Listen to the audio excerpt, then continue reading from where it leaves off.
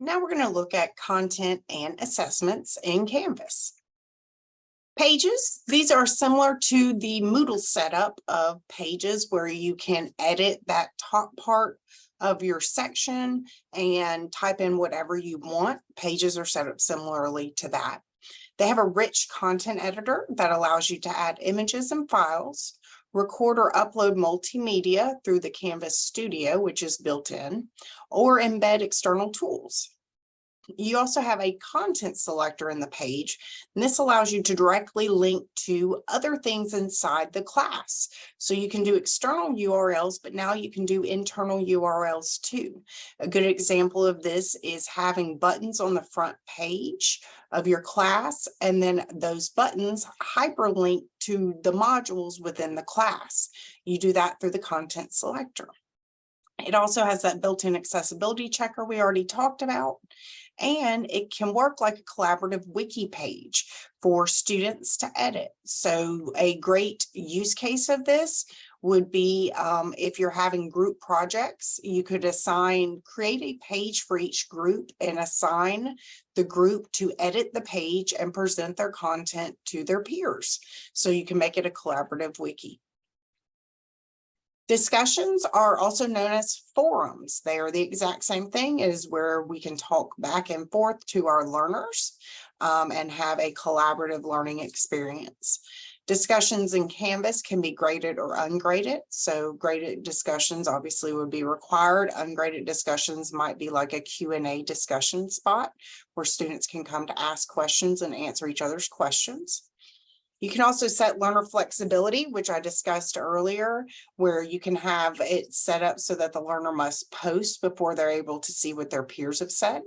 And you can also set it to allow them to edit or delete their post or not edit or delete their post. Replies are created within the rich content editor, so learners can submit multimedia in discussion posts.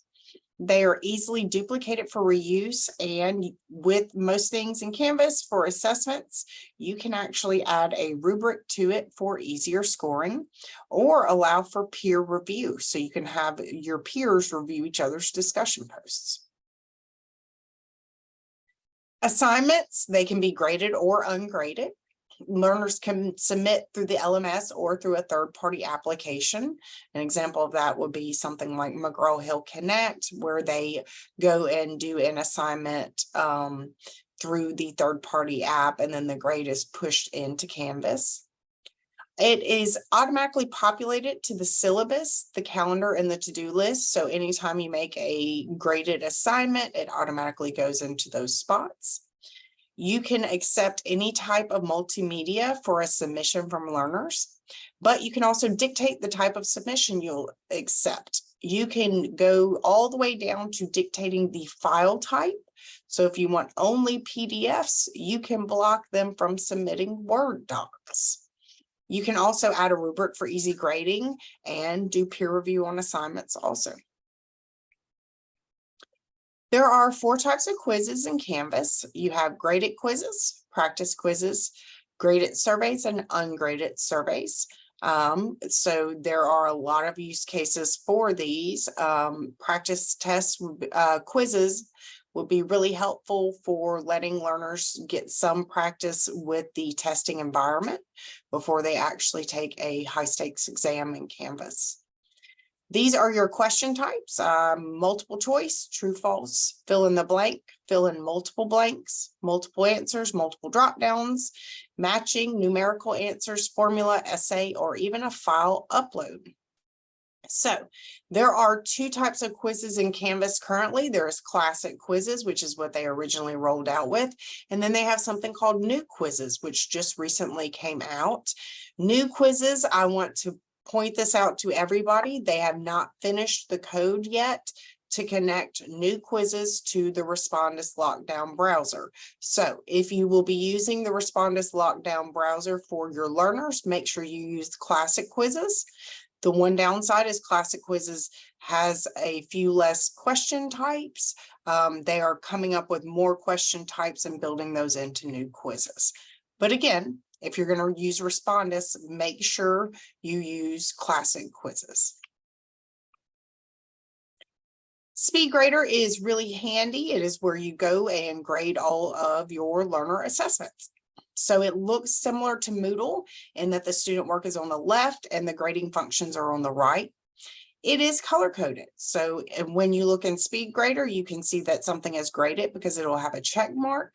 If it needs grading, it's going to have a orange circle next to it. And if it hadn't been submitted, it will not have anything next to it. So you can easily see by the drop down list of learners who has actually turned in their assignments.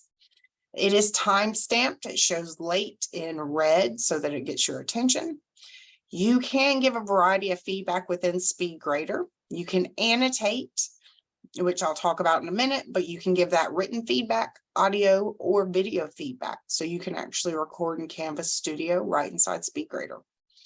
You can use the mute assignment function. And so this means that you can withhold scores until you finish grading everybody. I know I always have the best of intentions when I sit down to grade that I'm going to knock everything out in that assignment set. But sometimes it just does not happen that way. And so this is a great option to withhold grades until you do get a chance to finish grading everybody. You can annotate in SpeedGrader right within a doc, a PDF, or a PowerPoint. So you can actually drop pin comments, you can drop text box comments right on there. You can highlight, you can strike through, you can draw on top of it. There are all kinds of annotation features. So now we can leave meaningful feedback right within the assignment. And the app on your phone for SpeedGrader, the Canvas app for teachers, is incredibly useful. So you can actually grade on a device now. You don't have to pull out your computer to grade.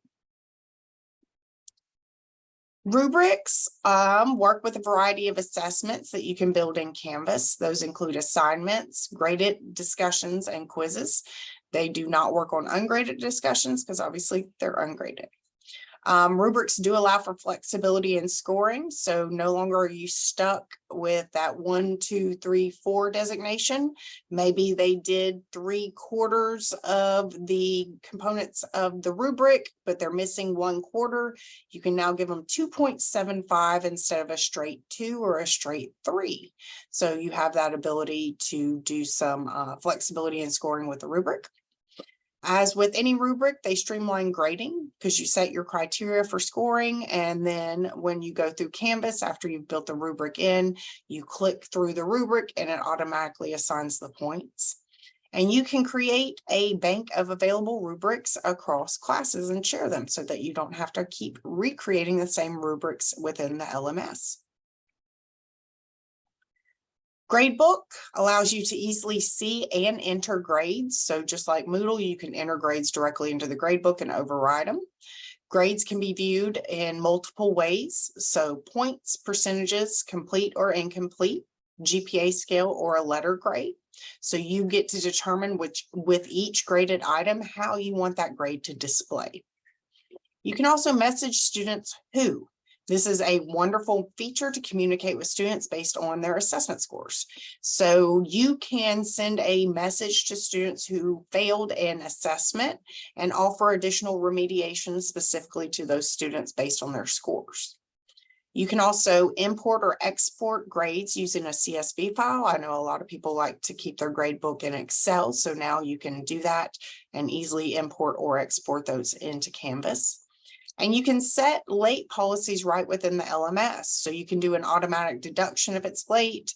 You can do missing submission grading. You can actually go ahead and assign a grade if it's missing.